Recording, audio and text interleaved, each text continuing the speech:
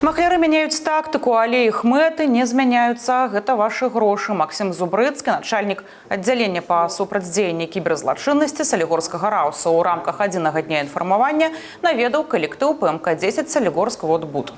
Ён распавёў пра апошнія выпадкі, якія адбыліся на тэрыторыі Салігорскага раёна. Рэкорд сумы пераводу 78 тысяч беларускіх рублёў.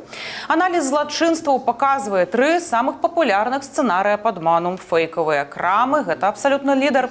Больш за 60% усіх крадзяжоў здзяйсняюцца праз інтэрнэт. Званкі з ведамстваў махляры атакуюць праз месенджеры, Viber, WhatsApp або Telegram. Яны прадстаўляюцца супрацоўнікамі міліцыі або банкаў. Іх мэта – прымусіць вас узяць крэдыт або тэрмінова перавесці ўсе зберажэнні на якабы бяспечны рахунак. У гэтым годзе такіх выпадкаў стала значна больш. Надо больше развивать критическое мышление, ко всему относиться критически. То есть позвонили, мой совет просто сразу закончить разговор.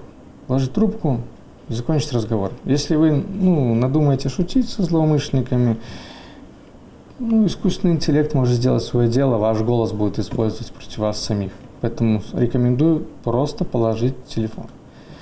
В том числе для того, чтобы вам не беспокоили злоумышленники, необходимо поставить двухфакторную нотификацию, надеюсь, все об этом знают в Телеграме, защиту от лишних звонков в том же Вайбере и двухфакторную нотификацию в Телеграме.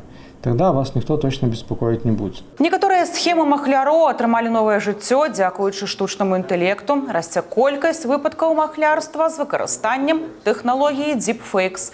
Гэта створаныя штучным інтэлектам галасавыя паведамленні і відэазванкі ад нібыта калегаў, сяброў і сваякоў, як правіла, з просьбай аб тэрміновым грашовым пераводзе.